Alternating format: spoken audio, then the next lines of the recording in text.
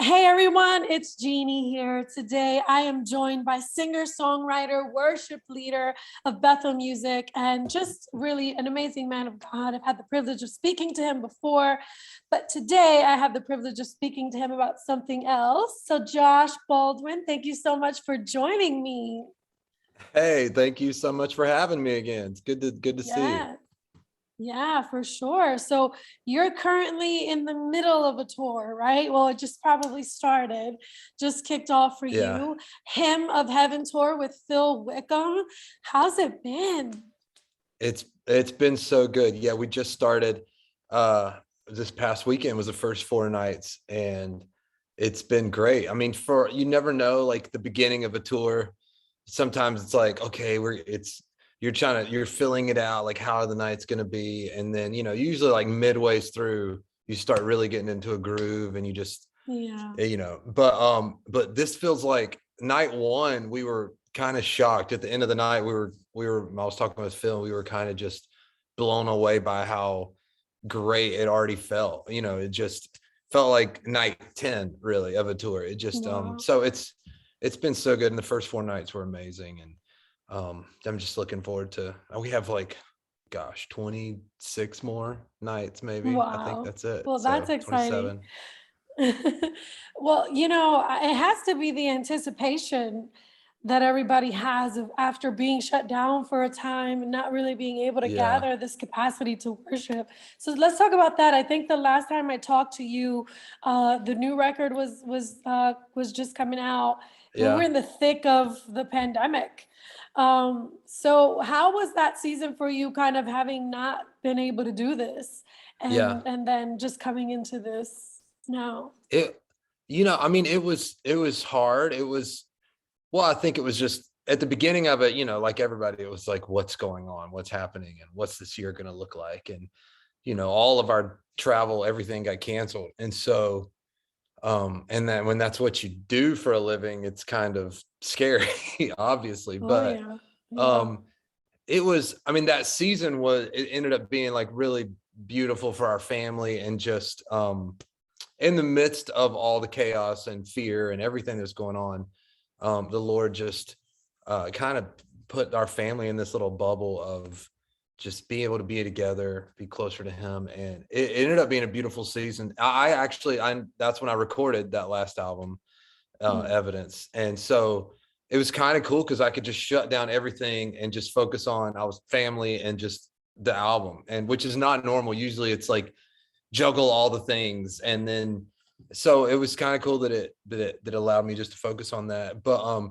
it did create this desire after a year and a half or so of not traveling and touring and all that jumping on this, to starting this tour now, I feel that anticipation or that expectation that you were talking about with everyone coming. I mean, you can feel it in the room from the people coming, but then also like Phil and I were talking like this. I mean, we can't wait to do this. We've been wanting to do this for months. And so yeah, I think all of that's adding to everything, that just when you start expecting the Lord to show up, He does. And Mhm, it's mhm. been great. That's awesome. You you mentioned that that's how you make a living. So how do Yeah. you sustain life, for I mean I also I am a singer and stuff, so I've been on the road and stuff like that. So I kind of have an idea, but there are people that know of I you and know. your music and loved you, but they don't really understand what it takes to sustain a Yeah. living when your livelihood is threatened like that.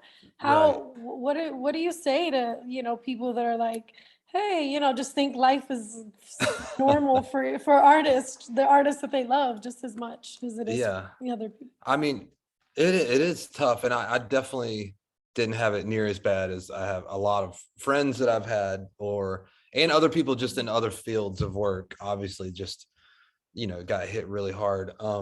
We, we definitely, the travel wasn't there, and we couldn't do that. So I mean, thank you, Jesus. I write songs, and those I've been blessed for that. I've been blessed with that. So there's definitely that side of it that I still, get compensated for that, and royalties and that kind of thing. So which was like good enough to like sustain us and make it okay. But then, yeah, just Praise little God. things here and there. But yeah, I mean, I had a lot of buddies, especially musician friends who, I mean, that's the only thing they do is travel Yeah. and play music. And they were helped out a lot by, all the unemployment things and the benefits that you could grab onto, Yeah. that which was a blessing. Um, but it was tricky. I mean, it was tough. And then you know what, there's things, I think stuff like that, people, some of my friends might have been in like a bit of a comfort zone too with things. And I think when something like that comes, it just, it kind of wakes you up to like, okay, is this what I'm really wanting? Is this season over, or is this season of just doing this over? And do I want to do other things? And what's the Lord saying? And so I had friends that kind of stopped playing music altogether and moved into another field that they've kind of been praying about for years, but maybe too comfortable to move out into. And then, you get that, Mm. nudge, and it just gives you the boldness to go for it. And so I had friends of that. And then I had other friends that stepped out and found other sources of income on top of this. And they end up loving music and what they did even more, because it's not just a job. It didn't, you get Right. burnout with just like thinking, okay, this is just my job. And so now they were like, this is even more special to me, because it feels more like an offering of who I am, and not like I have to do this to put a roof over my head and all that. So Mm. I think it was different for a lot of different people. And in the end, I mean, it for us, and this is a very long answer to your question, but It's okay. It's okay. I for us, it it was that kind of like rattling us up from our comfort zone, and we ended up moving from California to Nashville, and that's where we are now. And Wow. Oh and my and it, gosh. yeah, and it was something that it wasn't because of 2020 and all that, but we had been praying about like the next season, and still being with Bethel Music, none of that's changed, but just, where do we want to be in the next season of life? And we were already praying about that. And I think we had already started to feel some movings and some just, things happening. But it's hard to step out from an area that you're just really comfortable and you love your community. Even when you feel like the Lord's like pushing you on to the next thing, and maybe the next thing it means growth, and it means, it's just what the Lord has for the future. So I think 2020, it did that for us. It kind of, my wife and I, we sat down, we're like reevaluated everything. Like, how do we want to travel? When travel starts again, how are we going to do this? We're going to be more intentional about it, and not be, I'm not going to be gone as much. And the way to do that was to be somewhere centrally located like Nashville, to where I don't have to be gone as much. It's not as hard to get back all the way like it is to Redding, California. Right. But Yeah. so I mean, you're home right now, right? In the I'm midst of a home tour. right You have a now. tour going on, but you Yeah. got to get time home. So that's Yeah, great. which wasn't normal.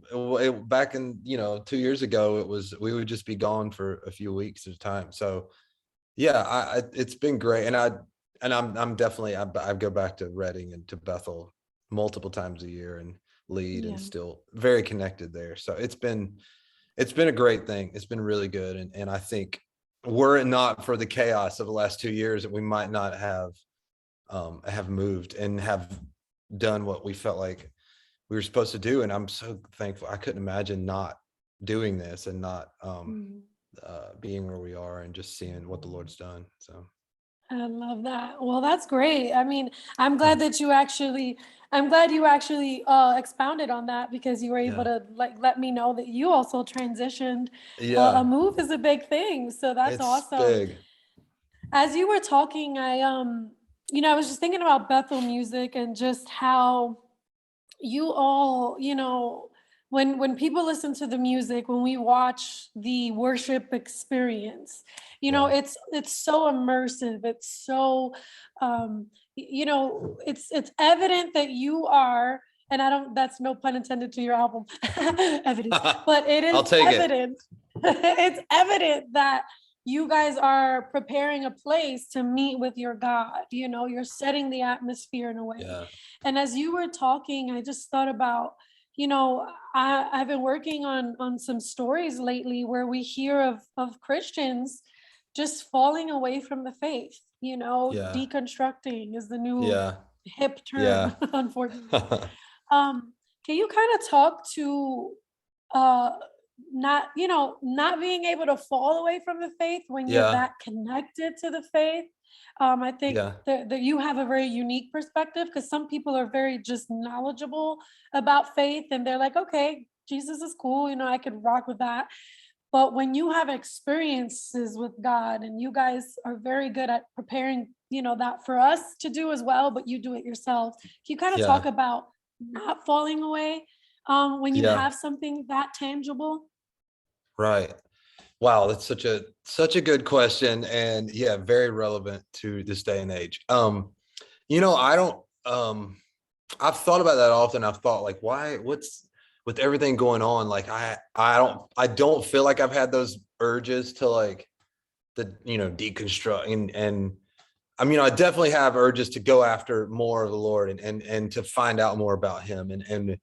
And I think my faith has grown and changed in a certain, moved around. And the more I've drawn closer to him, the more I've read his word, and the more I listen to his word and just people speak, my pastor, all that. So I think that's normal. But I think Brian and Jen talk about this a lot.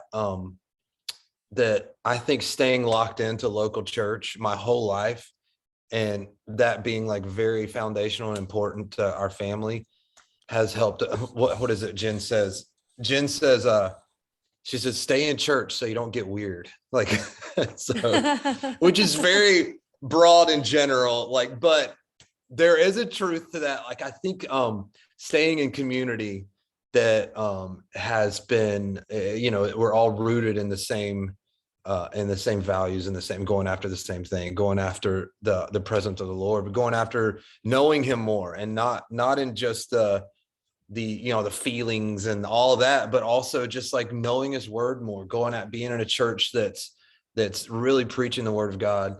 I think that has kept me not questioning things so much. I mean, having questions and and thinking, okay, I want to know more, but not necessarily like questioning my faith. I don't know if that makes sense, but I mean, that's the only thing I can think of that has really contributed to me not really going down that path. I don't think of losing my faith. I grew up in church. My dad's a pastor, and it wasn't perfect. Like my parents divorced when I was 17 years old. I was in high school. My dad was a pastor, and my mother and That's father I mean, it was messy, and yeah. the church stuff was messy, and the church didn't handle it great, and my dad didn't handle it great, and it was kind of a mess. But in the end, I still I still love the Lord. I still love my parents. I still love the church, all of it. And I'm so thankful for that. I didn't come out of that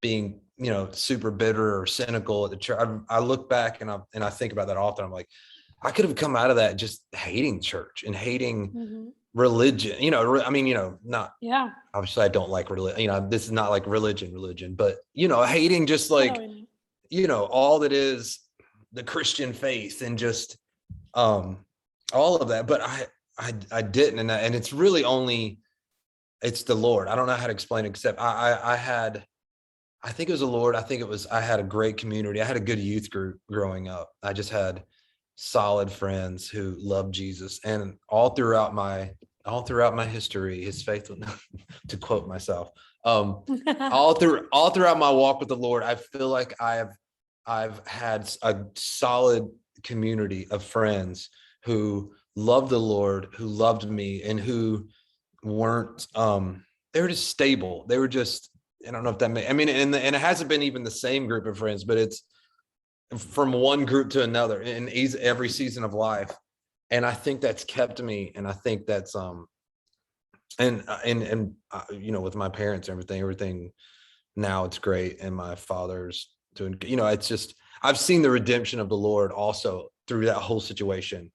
And I Yeah. think that is what um I think I've focused on what the Lord can do and not focus on how people aren't perfect and just how leaders aren't perfect and how the church, I mean, obviously the church is, we're all people. It's made of people.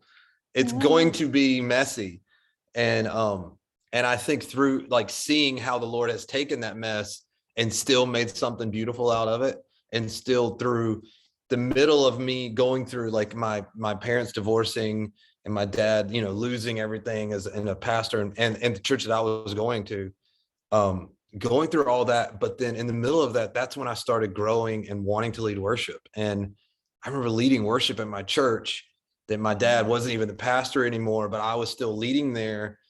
But it was just, and it was such a tricky, weird situation. But in the whole thing, the Lord was still with me and still like putting this fire in me to go after who I felt like I was supposed to be. And then through that too, redemption came through everything. So I feel like I've seen him do way too much in my life and in my family's life to deconstruct and devalue who he really is and all that. So mm. I love that. Thank you for, expounding, and really that's what having a personal yeah, relationship with right, Jesus right. is like. Yeah. So yes, amen. Love that. So since you've been on the road, uh, has has your worship kind of changed a little, or are you seeing even a change in the audience? Like, since we've all, I feel like I, we've all just been in the dungeon and we've been right.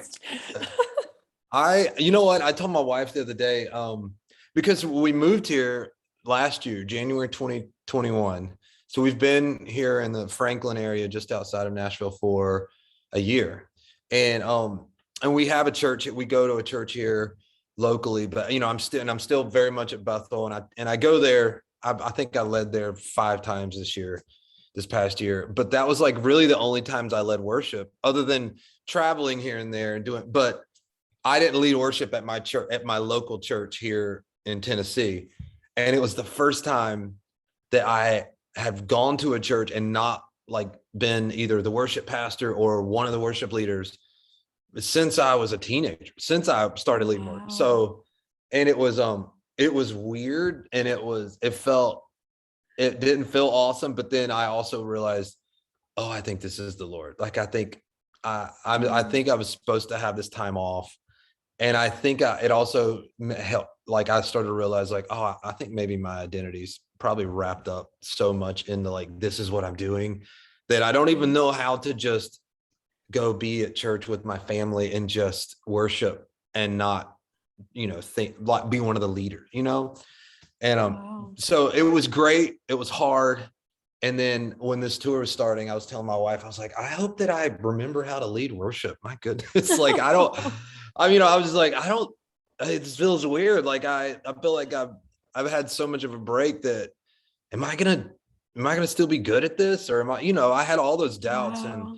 which is so funny. And just, I guess there's some practical things of just skillfully, am I still gonna, it's not like I didn't play my guitar and sing all year, um, I did have those funny questions in my head, and which wasn't the case. And I think there's a freshness that's come out of it, and just a different perspective, and a beauty, and just like a gratefulness of, wow, I'm so grateful that I still get to do this, and that we still get to come together and worship together. And yeah, and it just, the Lord, it calls back on your history with him and my history with leading from since I was a kid. And those that never leaves inside, that just doesn't go away just because you took a bit of a break. And but yes, I definitely had those questions and a little bit of doubt, but they were That's swallowed up awesome. quickly. So Oh, well, thank you, that's Jesus. awesome.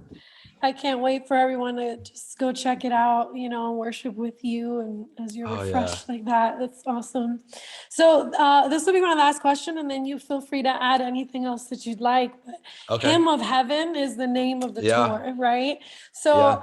I thought, if there was a hymn that you've listened to, you've done worship your Yeah. whole life, you've led worship, you've listened to it. If there was a hymn of heaven, Oh what would that wow. hymn be? That's such a good question. I've been asked before, what is my favorite hymn? It's hard to just pinpoint one. That's just, there's so many.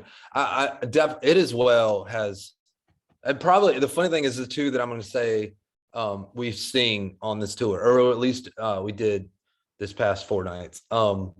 Nice. Every night. So Naomi Rain was out with us from Mab City. She was out with us the first 4 nights. And so, yeah, this whole tour, it's just me and Phil the whole tour. And then every month we have a different special guest that comes and joins us. And the first month, January, it was Naomi, and she is just amazing. I mean, she's amazing, and she's so kind, so sweet, just, a mom, a wife, and just, she's been doing it for years at her local church, and now she's leading the whole world. And she's, and every night she would sing her song, The Story I'll Tell. And then out of that song, she starts singing, when peace like a river, it as well. And it's just my favorite moment of the night. This past four nights was just when she sings it as well. So that would have to be my top two, would be that one. And then at the end of the night, and I don't want to blow this for everyone just because we end the whole night with it, but Phil ends the whole night singing, then sings my soul, my Savior God, how great there are. And so, oh man, that there's just a few choruses like that just grab me as much as that one. I mean, just when the whole place just erupts with how great they are. It's just such a simple. I was thinking the other night, I was hearing, I was like, this isn't like, it's not some like worship song that's trying to like cut, like cutting edge, and just, it's just right. It's just this simple, like, then sings my soul, how great there are. I mean, just like, that's it. And that's what it's all about. I mean, the angels are just singing holy, holy, so those two are probably the two that just grab me the most. I'm a big sucker. Come Thou Fount is amazing too. But yeah. Yeah, So many, I agree. so many. I love those. I love those too. Is there anything else that you'd like to add, Josh, about what's coming or anything? I mean, the main thing, the Hymn of Heaven tour is still going. I mean, it's just starting, just getting going. Next month, February, we're having it's Phil and I, and then Mac Brock, my buddy from Charlotte, is coming out to be with us. And I'm super pumped. And the worship, the nights are going to be amazing. I might be just more pumped because Mac's one of my best friends, and just having him, just us being able to hang out for 4 days in a row.